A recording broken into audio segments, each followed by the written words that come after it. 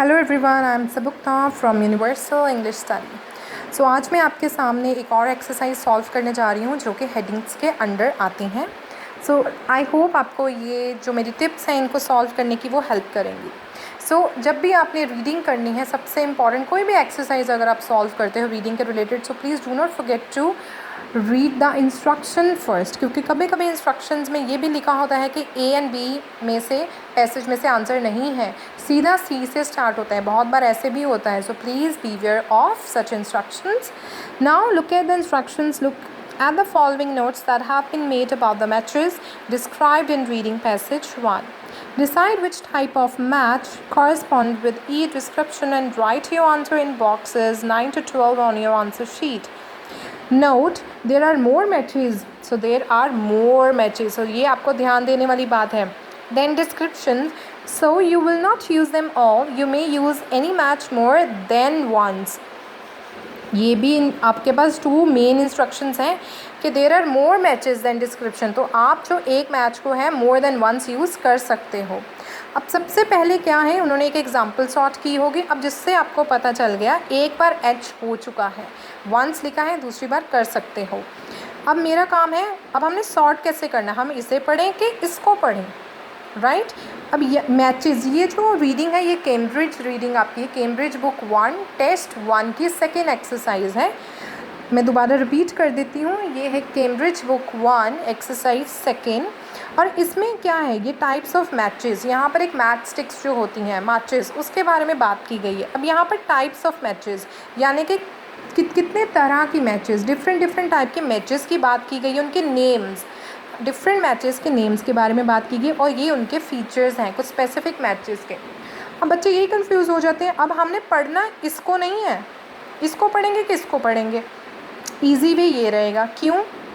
क्योंकि जब आप इसके बारे में पढ़ोगे द एथेरियल मैच जब आप ये पढ़ोगे तो आपको पीछे से इजीली इसके रिलेटेड जो हैं मैचेस मिल जाएंगे। इसके टू वेज़ हैं, जब भी आपको कोई ऐसी एक्सरसाइज हेडिंग्स इस वे में आती हैं जिनमें फ़ीचर्स दिए गए हों और उस फीचर्स के रिलेटेड प्रोडक्ट्स के बारे में नीचे बात की हो, उसके टू वेज़ होते हैं। एक वेज़ होता है या तो आप प्रोडक्ट को पहले पढ़िए और उसके बाद, लेकिन ये थोड़ा टाइम, जो फर्स्ट वे होता है ये थोड़ा टाइम कंज्यूमिंग होता है। क्यों? क्योंकि आप अगर इसके बारे में पढ़ रहे हो, ऑब्वियसली एक ही बार में तो नहीं लिखा होगा ना, इसके बारे में हो सकता है 2 बार लिखा हो सकता है 3 बार लिखा हो, तो इट मीन्स आपको सारी पढ़नी पड़ रही है। तो बेस्ट मेथड सेकंड जो लेस टाइम कंज्यूमिंग होता है वो ये होता है कि आप फीचर बाय फीचर ढूंढना शुरू कर दें, that will be more convenient. But both जो आपके हैं, अगर आप टिप्स को फॉलो करते हैं, both are correct in your way. So made using a less poisonous type of phosphorus, सबसे पहले कीवर्ड इसमें से सबसे इंपॉर्टेंट क्या बनता है, यूजिंग, क्या चीज़ यूज़ की गई है इसमें, मतलब लेस पॉइजनस है। और type of phosphorus, less poisonous, एक तरह की फॉस्फोरस के बारे में, फॉस्फोरस के टाइप के बारे में बात कर रहे हैं, तो हो सकता है कोई डिफरेंट नेम हो फॉस्फोरस का, ठीक है, और वो जो डिफरेंट नेम है वो लेस पॉइजनस है। हो सकता है फॉस्फोरस पीछे लिखा हो पॉइजनस है, लेकिन उसमें से कोई एक ऐसी टाइप है फॉस्फोरस की जो लेस पॉइजनस है। अब मैं उसको ढूंढना स्टार्ट कर दूंगी। हमने इसके रिलेटेड एक एक्सरसाइज कर चुके हैं, उसके रिलेटेड हम एक एक्सरसाइज कर चुके हैं, तो अब हमें थोड़ा आइडिया हो गया है। हमने फिलअप्स की थी इसके, इसी पैसेज की अभी हमने फिलअप्स की थी, और अब हमें थोड़ा आइडिया हो जाएगा कि कौन सी चीज़ कहाँ पर है। और जब हम एक बार रीड कर लेते, लेकिन फिर भी मुझे पता था, मैंने यहाँ तक जब पढ़ा था तो यहाँ तक सिर्फ बात इनके बारे में की गई थी, फायर लाइटनिंग के प्रोसेस और मेथड के बारे में, कि किस तरह एक फायर बना। Fire lightning was revolutionised by the discovery of phosphorus.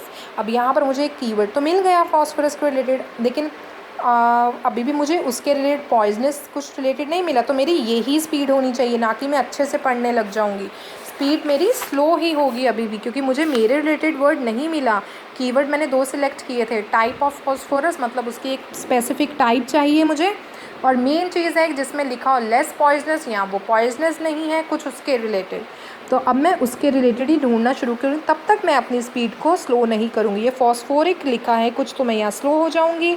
यहाँ पर तो कुछ ग्लास के बारे में लिखा है, अगेन मुझे कुछ नहीं मिल रहा। पॉइजनस कुछ आपको ऐसा मिल जाए कि कुछ टॉक्सिक हो, जैसे होता है ना, टॉक्सिक क्या होते हैं वो जो डेंजरस होते हैं, जो पॉइजनस होते हैं हम बोलते हैं, कुछ उससे रिलेटेड मुझे कुछ ऐसा उसका सिनोनिम ही मिल जाए। ये भी नहीं है मुझे इसके रिलेटेड। तो आपकी प्लीज़ यही स्पीड होनी चाहिए जब तक आपको उसके रिलेटेड कोई सेंस नहीं मिलती या उसके रिलेटेड आपको कुछ वर्ड्स नहीं। ये देखिए, ये यहाँ लिखा है नॉन टॉक्सिक, तो मैं यहाँ से पढ़ना शुरू कर दूँगी। That was 62 years after a Swedish chemist called Patch had discovered non-toxic red or amorphous। ये देखिए, अब यहाँ से उन्होंने रेड और amorphous phosphorus, तो यहाँ से एक चीज़ तो मुझे क्लियर होगी कि यहाँ पर एक टाइप के बारे में बात कर रहे हैं। यहाँ पर एक टाइप के रेड और amorphous phosphorus, तो ये phosphorus की एक टाइप है जो कि नॉन टॉक्सिक थी। A development exploited commercially by Patch's compatriot J.E. Lindstrom in 1885। तो यहाँ से safety matchstick were safe because the red phosphorus was non toxic. तो पीछे लिखा था लेस पॉइजनस। सो थोड़ा क्लियर होना शुरू हुआ आप सबको। पीछे लिखा था नॉन, यहाँ पीछे लिखा था लेस पॉइजनस, तो यहाँ पर लिखा है नॉन टॉक्सिक।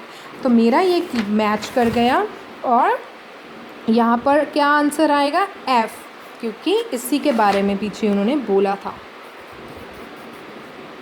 तो ये बेटर था ना, अगर आप इसी को ढूंढते रहते तो आप खुद सोचिए, अगर आप ये अब अगर आपने इस कीवर्ड को ढूंढा होता, ठीक है, तो मतलब कितना टाइम लगता आपको एक पैसेज में। तो हमेशा जब भी आप ये इस तरह की कोई हेडिंग्स करते हो, एक्सरसाइज करते हो जिसमें किसी के फीचर्स बताए गए हैं, तो ऑलवेज़ बेटर होता है आप फीचर्स को फॉलो करो, ना कि उस प्रोडक्ट को, क्योंकि हो सकता है उस प्रोडक्ट के बारे में बहुत बार बात की गई हो। तो हमेशा अपने फीचर्स को करने हैं। अब एक सॉर्ट कर देती हूँ आपके लिए। Identical to a previous type of match. अब उन्होंने लिखा है आइडेंटिकल। आइडेंटिकल मतलब क्या होता है? एक तो ट्विन्स हो गए, ट्विन्स भी तो होते हैं ना आइडेंटिकल, एकदम ट्विन्स। कॉपी भी हो सकता है। किसके कॉपी थे वो? प्रीवियस टाइप, जो पहले की जो मैच थी, हो सकता है। अब ना हमेशा माइंड पे न्यू वर्ड्स खुद लेकर आओ। प्रीवियस बारे में बात की है, हो सकता है प्रीवियस के पास्ट वर्ड ना यूज़ किया हो, हिस्ट्री वर्ड ना यूज़ किया हो, या किसी और की डिस्कवरी ना हो।